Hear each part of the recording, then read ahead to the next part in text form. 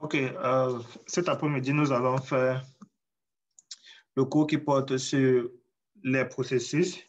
Et à la fin de ce cours, nous aurons un TP écrit en langage C pour la réalisation des processus. La semaine dernière, j'ai envoyé le support, un TP en fait, qui montrait comment est-ce qu'on pouvait installer Linux sur une machine virtuelle. Donc, pour ceux qui n'ont pas Ubuntu, on va utiliser Ubuntu. Mais si vous avez une autre distribution, c'est aussi possible. Donc, pour ceux qui n'ont pas Linux installé, vous avez un document que j'ai envoyé. Vous pouvez suivre étape par étape afin de créer votre machine virtuelle. Parce que les tests que nous allons réaliser, à la base, ils ne pourront pas être exécutés sur Windows à cause des restrictions du système d'exploitation Windows. Donc, nous sommes obligés de les tester sur Linux, qui permet de faire des appels système plus facilement. Okay? Donc, il y a des commandes là qui sont un peu plus complexes à réaliser sur Windows. Je ne sais pas si tout Monsieur, le monde...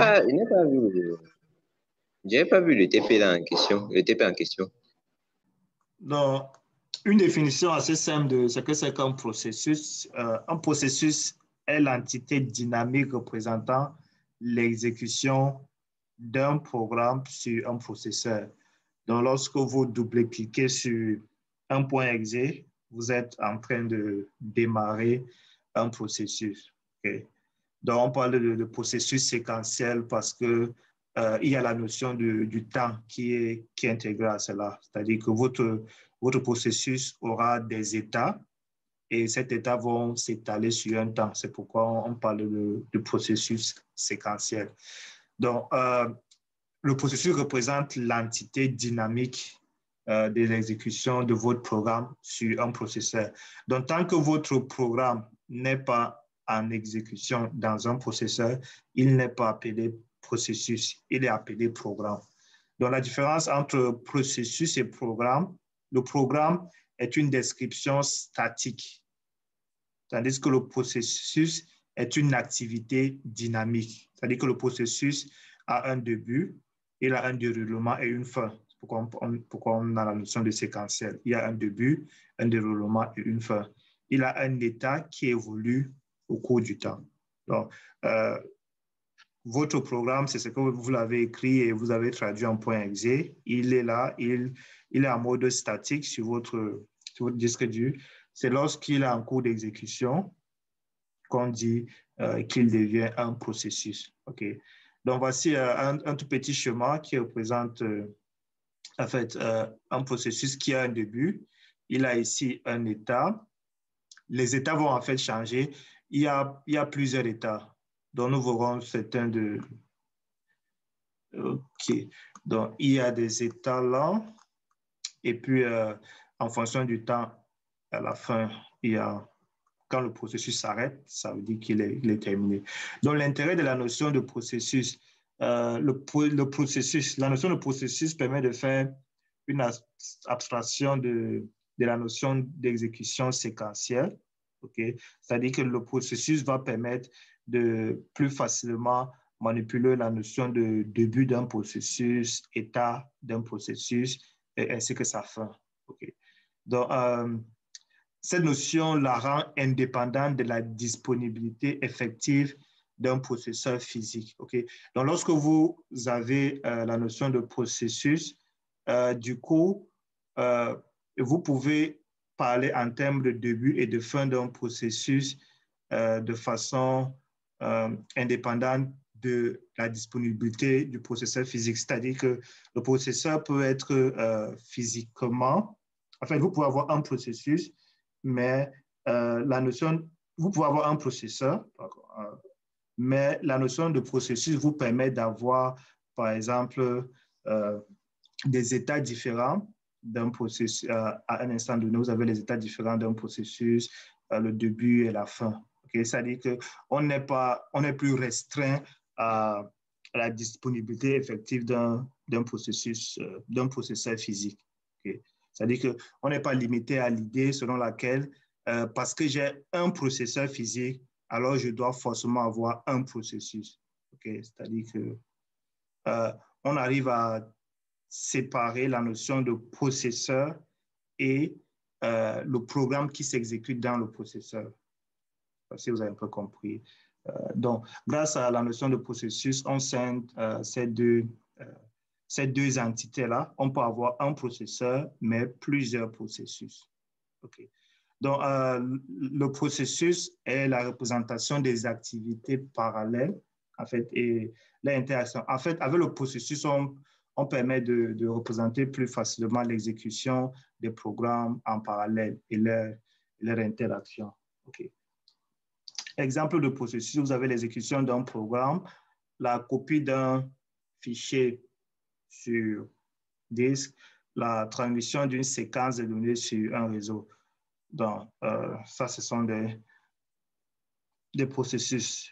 L'exécution d'un programme, la copie d'un fichier sur... Donc, lorsque vous décidez de copier un fichier sur un disque dur, il y a un processus qui se lance et qui va se démarrer, qui aura des différents états. Et puis, lorsque la copie se termine, votre processus se termine également.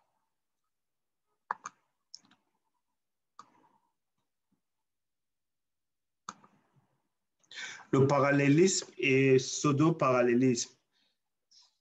Prenons deux processus P1 et P2 qui vont s'exécuter de façon parallèle. Ils proviennent de deux programmes P1 et P2. Lorsque vous avez P1 qui débute, et avant la fin de P1, vous avez P2 qui démarre.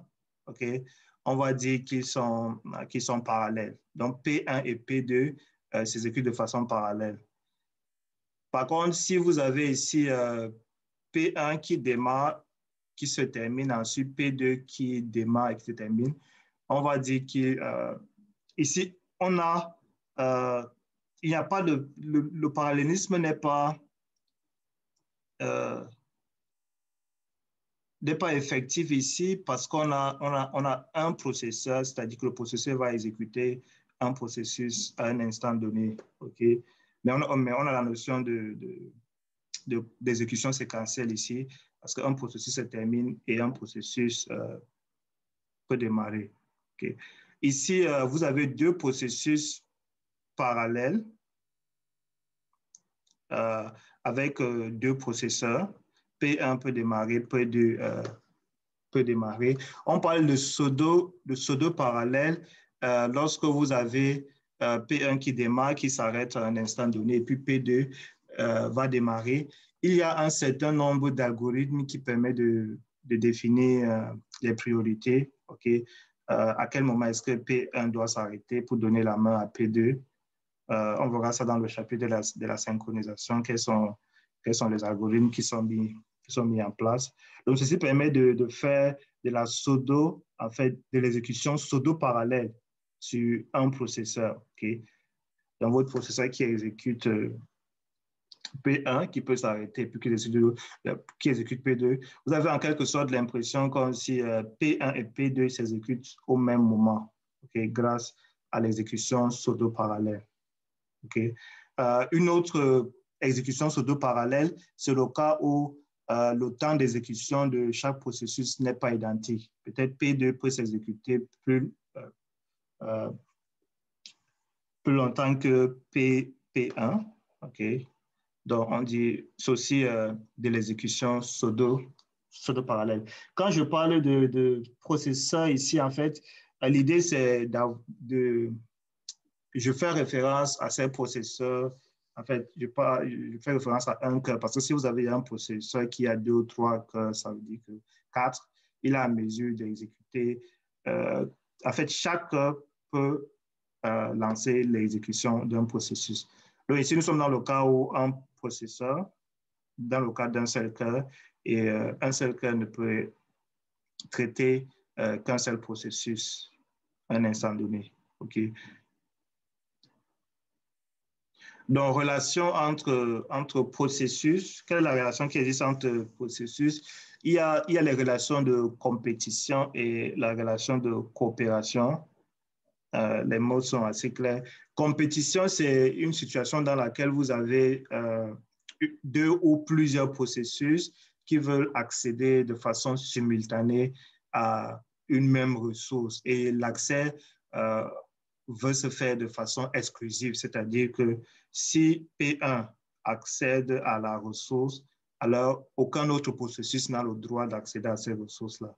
Okay. On parlait d'un accès exclusif. Donc, un accès exclusif, c'est lorsque, à un instant donné, il n'y a qu'un seul accès. Donc, la compétition va se produire si vous avez plusieurs processus qui souhaitent accéder à cette ressource-là, okay, de façon exclusive. Donc, ressources ne pouvant être utilisées que par un seul processus à la fois. Donc, une ressource à accès exclusif, c'est une ressource qui ne peut être utilisée que par un seul processus à la fois. Okay. Si vous prenez par exemple l'écriture dans un fichier, okay, est le plus souvent réalisée par ce processus parce que du moment où le processus dit qu'il veut écrire dans le fichier, normalement, ceux qui veulent accéder au fichier en écriture doivent attendre. Okay? C'est-à-dire qu'on ne peut pas faire l'accès en écriture et l'accès en lecture de façon simultanée. Par contre, vous allez vous rendre compte que l'accès en lecture n'est pas un accès exclusif.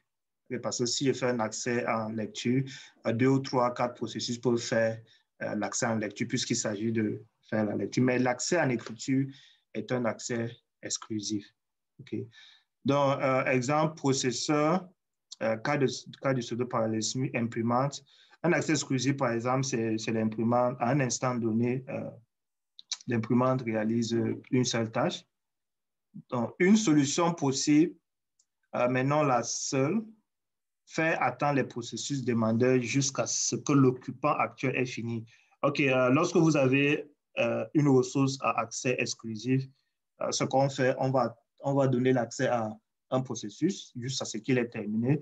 Lorsqu'il a fini l'utilisation de la ressource, il libère la ressource à un autre processus qui en a besoin, ainsi de suite. Donc, ça, c'est le cas de la compétition où plusieurs souhaitent accéder à une ressource de façon exclusive. Et puis, vous avez la coopération qui existe entre les processus. C'est une situation dans laquelle plusieurs processus vont collaborer à une tâche commune et les processus doivent se synchroniser pour réaliser la tâche. Okay? Par exemple, P1 va produire un fichier et P2 va imprimer le fichier. P1 met à jour un fichier et P2 consulte le fichier. Remarquez que pour que la coopération puisse être effective, il faudrait que les autres processus attendent le résultat du processus, par exemple, qui utilise une quelconque ressource. C'est-à-dire que P1 peut attendre le résultat de P2, ainsi de suite. Et nous allons voir comment est-ce qu'en C, on peut écrire des programmes qui vont lancer des processus et dont d'autres processus doivent attendre l'exécution d'autres processus. OK. Donc, la synchronisation se ramène au cas suivant. Un processus doit attendre qu'un autre processus ait franchi un certain point de son exécution. Okay. Donc, vous avez la collaboration qui existe entre les processus. Lorsque l'un des processus doit attendre le résultat d'un autre processus, okay, là, ils vont collaborer. C'est-à-dire que le processus P2 est en attente. Mais dans la compétition, P2 n'est pas en attente forcément de P1, il est en attente parce qu'il veut accéder à une ressource détenue par P1. Okay. Donc ça, c'est les deux types de relations qui existent entre les processus. Le système d'exploitation se charge donc d'implémenter des algorithmes qui permettent de prendre en compte ces deux types de relations. OK. Y a-t-il des questions?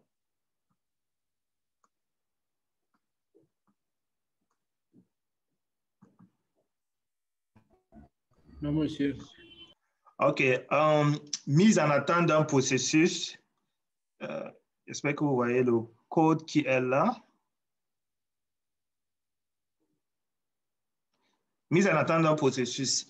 Dans les deux types de relations, compétition, coopération, on doit faire attendre un processus. Comment réaliser cette attente? Okay. Il y a l'attente active. Okay. L'attente active, c'est la situation où, dans le processus P1, vous allez dire, tant que la ressource est occupée, c'est-à-dire que je vais faire une boucle sur une condition qui sera modifiée par P2. OK? Là, il faut un peu faire appel à votre imagination de programmeur.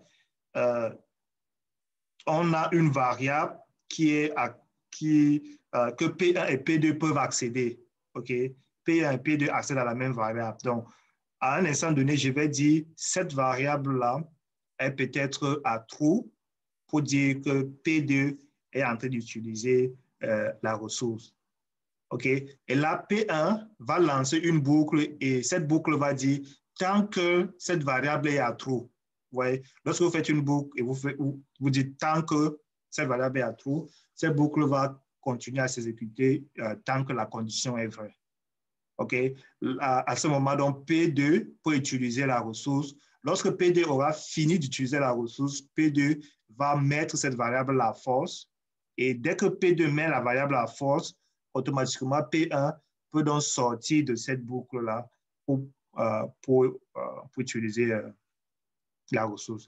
Donc, on dit que ça c'est une attente active, c'est-à-dire que P1 est en fait live, c'est-à-dire qu'il est en vie.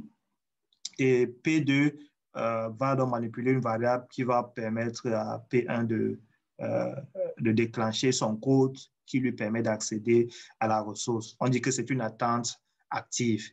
Mais en réalité, ce n'est pas utilisé parce que lorsque vous dites à un processus tant que la ressource est vraie, vous êtes en train de lui demander d'utiliser du temps processeur pour vérifier le type de votre variable, OK, pour vérifier la valeur retournée par votre variable. Or, normalement, dans une telle situation, il faudrait que P1 n'utilise pas votre temps processeur parce que P2 est en réalité en train d'utiliser votre temps processeur pour réaliser, pour sa propre tâche. Okay? Donc, cette technique, elle est très peu économique. Okay? Elle est très peu économique. Difficulté d'une solution concrète. En fait, de façon concrète, c'est vrai que on peut essayer d'utiliser des variables globales, OK, pour faire partager c'est en quelque sorte comme un flag, c'est-à-dire comme un drapeau là qui permet de dire que okay, la ressource n'est pas disponible. Difficulté d'une solution concrète, mais elle donne quand même une idée d'une solution possible à la réalisation de la mise en attente d'un processus. Vous avez le blocage du processus qui est dans cette attente, on définit un nouvel état dans le processus, l'état bloqué. L'exécution d'un processus bloqué est arrêtée jusqu'à son réveil par un autre processus ou par le système. OK? Donc là, je vais profiter pour vous montrer. Il y a un diagramme qui présente les différents états d'un processus, okay, plus détaillé. Okay. Vous avez le début de la création, il peut passer à l'état exécution et puis il se termine. Ou bien s'il y a un autre processus qui souhaite avoir accès au processeur, ou bien si votre processus attend une entrée-sortie, okay, soit d'un périphérique, soit l'entrée-sortie standard. L'entrée standard qui est le clavier, il va passer en mode bloqué, okay, jusqu'à l'attendre. Et lorsque la ressource qu'il attendait soit des données en entrée, il peut repartir, okay, en mode prêt et bouclé dans l'exécution. Okay? Il y a également des situations qui peuvent pousser à sa suspension et puis à un autre état qu'on appelle le ready suspended. Okay? Ce sont des états qui sont intermédiaires dans les états bloc, de suite. Donc, plus de détails dans ces différents... Les détails concernant ces différents états, vous pouvez les obtenir sur le livre. Mais sinon, de façon générale, voici un diagramme beaucoup plus détaillé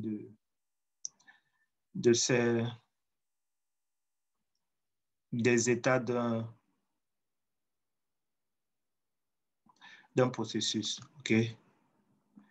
Mais de façon résumée, si vous devez présenter les états d'un processus, soit votre processus est actif, soit il est bloqué. Vous voyez que dans bloqué, on va mettre le cas où il est suspendu, et puis dans actif, on met le cas où il est en cours d'exécution.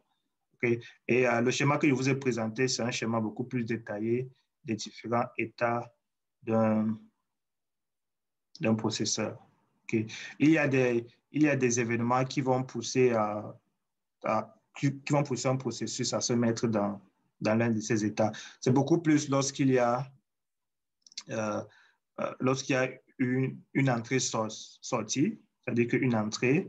Il y a également le cas où l'algorithme qui se charge de la synchronisation donne la priorité, par exemple, à un processus par un processus P2, par exemple. C'est-à-dire que le processus qui arrive a une priorité supérieure au processus en cours d'exécution. Du coup, votre système d'exploitation va mettre le processus en cours en mode suspendu, par exemple, et traiter le processus qui a la plus grande priorité. Donc, il y a ces différents mécanismes-là qui permettent de passer en mode actif et en mode bloqué. Donc, c'est ce phénomène-là, c'est cette solution-là qui peut être utilisée pour réaliser la mise en attente. Okay? Donc, l'exécution d'un processus bloqué est arrêtée jusqu'à son réveil par un autre processus ou par le système. Okay? Donc, le système va lancer le réveil du processus qui est en mode endormi lorsque le temps processeur sera disponible pour traiter ce processus-là. Donc, vous avez deux cas, soit l'attente active, où on est constamment en train de tester si la ressource est disponible. C'est-à-dire que chaque fois, on peut vérifier est-ce que la ressource est disponible, est-ce que la ressource est disponible. Ça, c'est l'attente active. Et la deuxième solution qui est le blocage, c'est que je me mets en mode blocage et j'attends qu'on me notifie. Okay? Donc, j'attends que le système me réveille ou bien j'attends que le système envoie un signal pour me dire tu peux avoir accès. OK, je ne sais pas si vous comprenez un peu ces deux types-là. Les deux mises en attente d'un processus. OK. Donc, on a moins d'une minute. Si Zoom s'arrête, vous vous reconnectez. Donc, un processus réalise l'exécution d'un programme. Nous avons déjà dit cela. Donc, votre processus, le processus, c'est le programme en cours d'exécution. Vous pouvez définir processus, c'est un programme en cours d'exécution. Ça, c'est une définition simple. Donc, un processus, par exemple, une commande que vous avez exécutée sur votre invite de commande va démarrer un processus. Mais quand vous avez cliqué sur une application, ça va démarrer un processus. Le processus comprend une mémoire virtuelle. Cette mémoire est propre au processus. C'est-à-dire quand un processus démarre, il a sa mémoire. Dans cette mémoire, il va stocker ses variables, les variables que vous avez définies dans votre programme. Il a un contexte d'exécution. Il a la notion de pile à mémoire. Ouais, par exemple, si vous avez fait appel à une fonction,